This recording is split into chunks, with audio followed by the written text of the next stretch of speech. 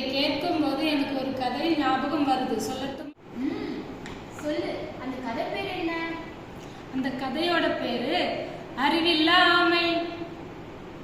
அழகிய ஏரியில் ஆமை ஒன்று வாழ்ந்து வந்தது. அங்கு இரு கொக்குகளை ஆமை சந்திப்பது வழக்கம். ஏன் வருத்தத்துடன் உள்ளீர்கள்? பல வருடங்களாக மழை பெய்யாத காரணத்தால் இந்த ஏரி வறண்டு வருகிறது. இன்னும் சில காலத்திற்கு பிறகு இங்கு முற்றிலும் நீர் வறண்டுவிடும். எனவே நாங்கள் இருவரும் பக்கத்து ஊரில் உள்ள ஏரிக்கு செல்ல இருக்கிறோம். என்னை விட்டுவிட்டு செல்வதற்கு உங்களுக்கு எப்படி மனம் வந்தது? நீர் குறைந்தால் உங்களுக்கு உணவுதான் குறையும், எனக்கோ உயிரே போய்விடும். உங்களுக்கு அன்பு இருக்குமானால் என்னையும் அழைத்து செல்லுங்களேன். உனக்கு தான் இறகுகள் கிடையாதே, உன்னை அழைத்து போக எங்களால் எப்படி முடியும்? ஒன்று செய்யலாமா? என்னது?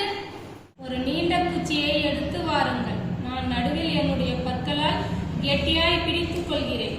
நீங்கள் இரு பக்கமும் பிடித்து தூக்கி கொண்டு பறந்து செல்லுங்கள். அப்படியா? சரி. நாங்கள் உயர பறக்கும் போது நீ வாயை திறந்தால் கீழே விழுந்து விடுவாய். கவனமாக பிடித்துக் கொள்வாயா? அப்படியானால் பறக்கும் போது நான் வாய் பேசாமல் இருக்கின்றேன். இரு கொக்குகளும் இரு பக்கமும் குச்சியை பிடித்து பறக்க நடுவில் ஆமை குச்சியை வாயில் பற்றி கொண்டு பறந்தன. சிறிது தூரம் பறந்தவுடன் ஆமை சந்தோஷத்தில் துள்ளி குதிக்க ஆரம்பித்தது.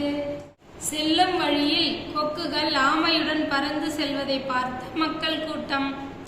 கொக்குகள் எதையோ தூக்கி கொண்டு போகின்றன என கூச்சலிட்டனர். அந்த வார்த்தைகள் ஆமையின் காதில் விழுந்தது.